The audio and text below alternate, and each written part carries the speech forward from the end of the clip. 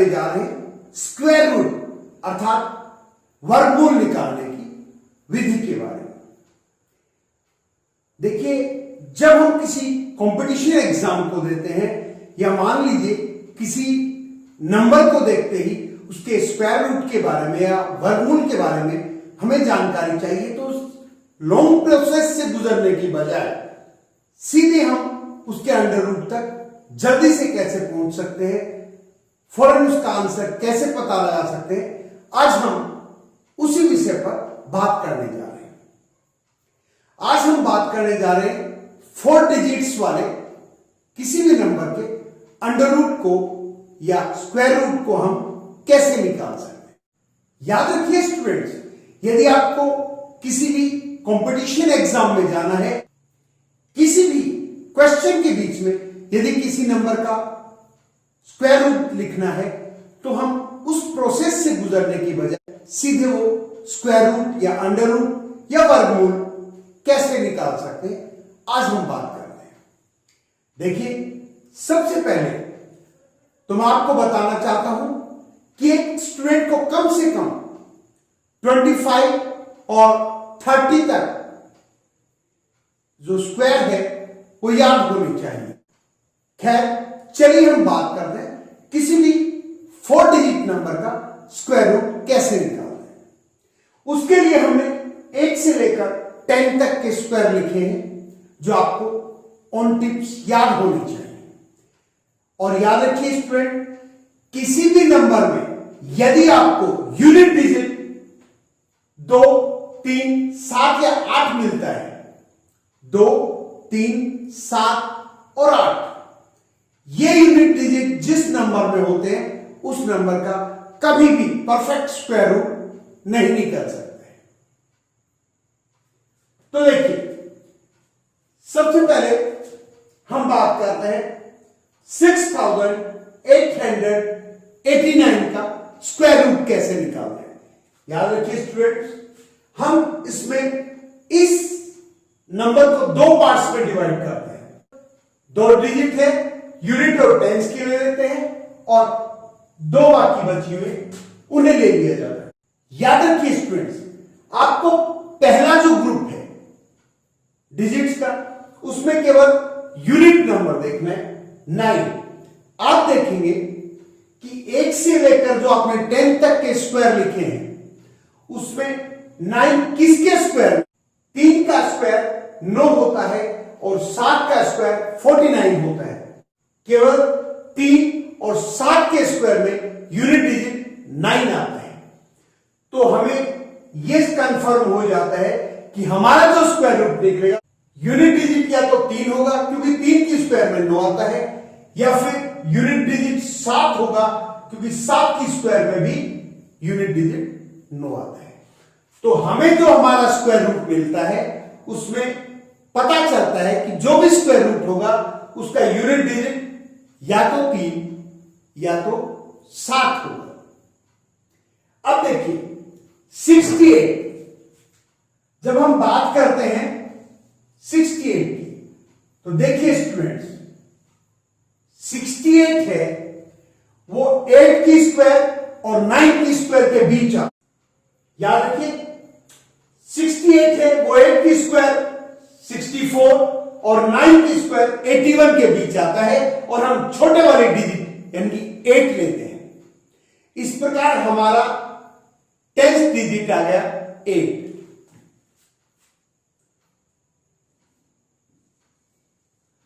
Our answer is,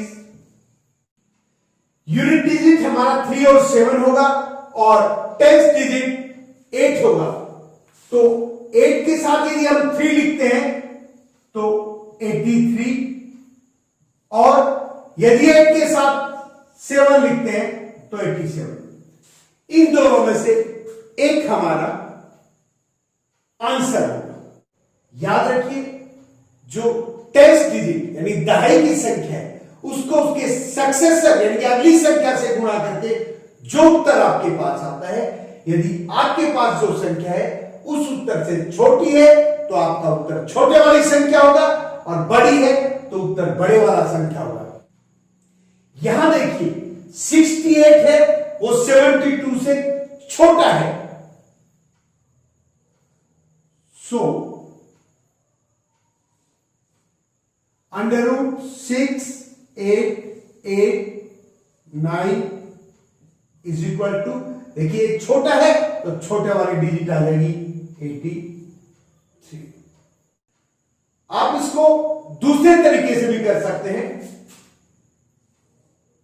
ये जो आपके पास नंबर्स हैं दोनों 83 और 87, जिनमें से आपको आंसर लेना है, वो 80 और 90 के बीच है। आप 80 की स्क्वायर करेंगे 6400, आप 90 की स्क्वायर करेंगे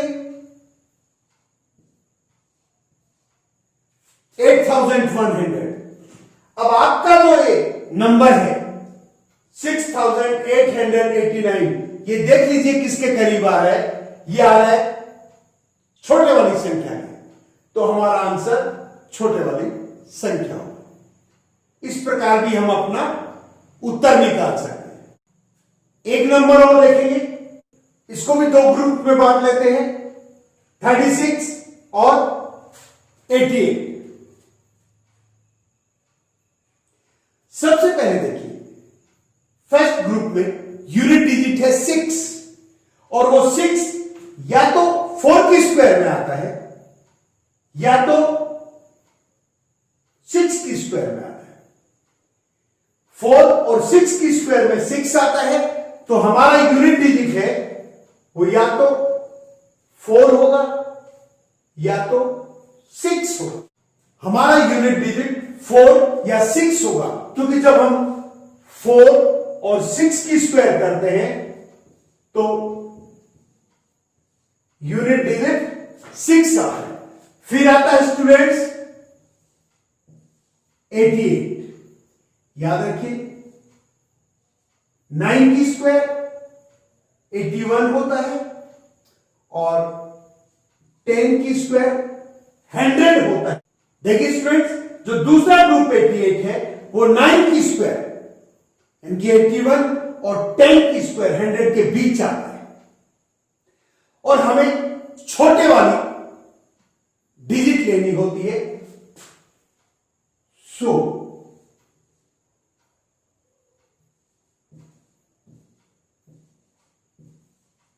आंसर इज, क्योंकि छोटे वाले डिजिट 9 लेते हैं और ये दोनों डिजिट यूनिट डिजिट होंगी, तो 94 और 96।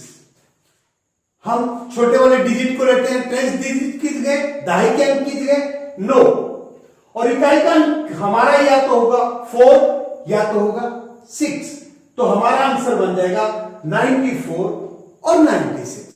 देखिए यहां हमारा उत्तर या तो 94 होगा या तो 96 होगा।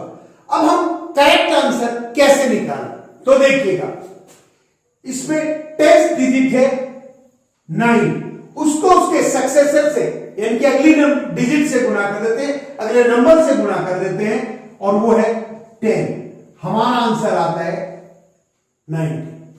अब देखिए हमारे पास जो 88 है वो इस 90 से छोटा है या बड़ा, तो जो 88 है वो हमारे आंसर 90 से छोटा है। हमारा जो सेकंड ग्रुप दे रखा है ये हमारे टेंस डिजिट और उसके नेक्स्ट नंबर से मल्टीप्लिकेशन से जो आंसर आता है उसकी तुलना में छोटा है, तो हमारा आंसर भी छोटे वाला आंसर होगा। सो इसीलिए √8836, देखिए फिर बता रहा हूं, ये जो 88 दे रखा है हमारे टेंस डिजिट और उसके नेक्स्ट मल्टीप्लाई करने पर जो आंसर आता है उससे छोटा है, तो हमारा आंसर भी छोटे वाला होगा।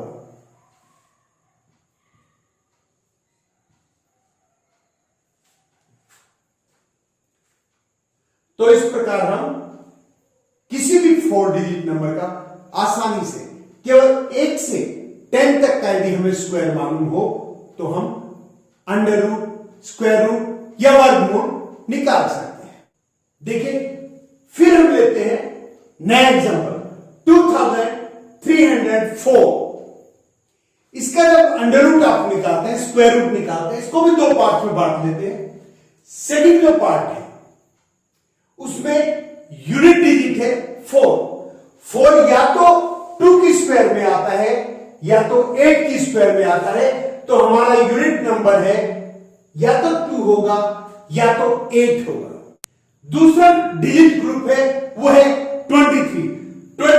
4 की स्क्वायर 16 और 5 की स्क्वायर 25 के बीच आता है और हम छोटे वाली डिजिट यानी कि 4 लेते हैं, तो हमारा आंसर 42 या 48 होगा।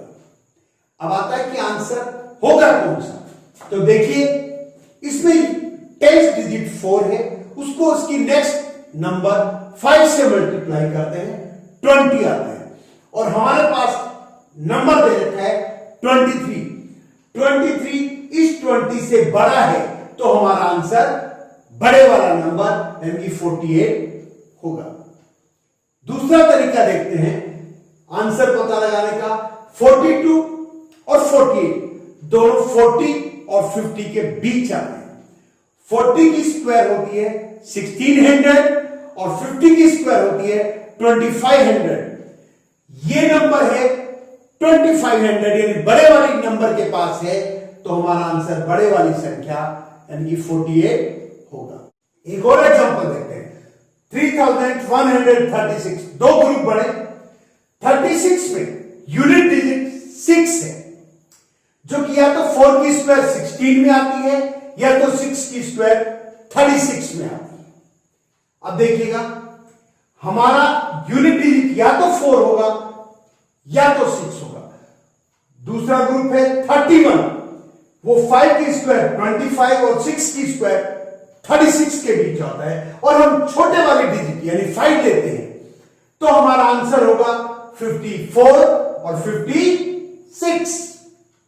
अब पता लगाना है कि इन दोनों में से राइट आंसर कौन सा है, तो हम 10th डिजिट 5, दोनों आंसर्स में 10th डिजिट 5 है, 5 को उसके सक्सेसर 6 से मल्टीप्लाई करते हैं, आंसर आता है 30। हमारे पास जो नंबर है 31 वो इस 30 से बड़ा है, तो हमारा आंसर बड़े वाला नंबर यानी कि 56 होगा। दूसरे तरीके में 54 और 56 दोनों 50 और 60 के बीच आते हैं, जिनका स्क्वायर 2500 और 3600 आता है। हमारे पास जो नंबर है वो बड़े वाले नंबर के ज्यादा करीब है, अतः हमारा आंसर बड़े वाला यानी कि 56 होगा। एक और एग्जांपल लेते हैं 4489। 2 ग्रुप बनाते हैं 44 और 89। पहला ग्रुप है 89, उसमें यूनिट डिजिट है वो 9 है, जो 3 की स्क्वायर 9 और 7 की स्क्वायर 49 में आता है। यानी हमारा जो आंसर होगा उसका यूनिट डिजिट या तो 3 होगा या तो 7 होगा। दूसरे ग्रुप में देखिए 44 है, वो 6 की स्क्वायर 36 और 7 की स्क्वायर 49 के बीच आता है और हम छोटे वाली डिजिट यानी 6 लेते हैं। हमारे पास 10th डिजिट 6 होगा, उसमें आप यूनिट डिजिट 3 जोड़ते हैं तो आंसर 63 होगा और उसमें यूनिट डिजिट 7 जोड़ते हैं तो आंसर 67 होगा। अब देखिए इन दोनों आंसर्स में 10th डिजिट क्या है 6, इससे अगली नंबर 7 से मल्टीप्लाई करते हैं, आंसर आता है 42 और हमारे पास नंबर क्या है 44। ये 44 इस 42 से बड़ा है, तो हमारा आंसर बड़े वाला यानी कि 67 होगा। सो √4489 इज इक्वल टू 67। दूसरे तरीके से देखें तो देखिए 63 और 67 दोनों 60 और 70 के बीच आते हैं। इन दोनों की हम स्क्वायर करते हैं। इसका स्क्वायर आता है 3600, इसका आता है 4900। हमारे पास नंबर है 4489। ये 4900 के ज्यादा करीब होता है, यानी कि बड़े वाली संख्या की। अतः हमारा जो आंसर है वो बड़े वाली संख्या यानी कि 67 होगा। एक और एग्जांपल देखिएगा, 7921। दो ग्रुप बनाते हैं, 79 और 21। पहले वाले ग्रुप में देखिएगा यूनिट डिजिट है 1, जो कि या तो 1 की स्क्वायर में आती है या तो 9 की स्क्वायर में आती है। तो हमारे आंसर में यूनिट डिजिट या तो 1 होगा या तो 9 होगा। फिर दूसरा ग्रुप है 79। 79 है वो 8 की स्क्वायर, 64 और 9 की स्क्वायर 81 के बीच आता है। जो 79 है वो 8 की स्क्वायर 64 और 9 की स्क्वायर 81 के बीच पड़ता है। और हम छोटे वाले डिजिट लेते हैं। Our आंसर इज, छोटे वाले डिजिट आएगी 8, तो हमारा 10th डिजिट 8 हो जाएगा। हमारा आंसर 8 के साथ 1 लगाते हैं तो 81 आता है, और 8 के साथ 9 लगाते हैं तो 89 आता है। और राइट आंसर इनमें से कौन सा है? 10th डिजिट देखिएगा 8 है, उसको नेक्स्ट नंबर या नेक्स्ट डिजिट से 9 से मल्टीप्लाई करें 72। जो भी 10th डिजिट दे रखा हो उसकी अगली संख्या से, अगले नंबर से उसको मल्टीप्लाई कर देते हैं। जो आंसर आए उसको कंपेयर करते हैं इस ग्रुप से। तो ये जो 79 है ये 72 से बड़ा है, तो हमारा आंसर बड़े वाला होगा। सो √7921 इज इक्वल टू 89। दूसरा, ये दोनों 80 और 90 के बीच है।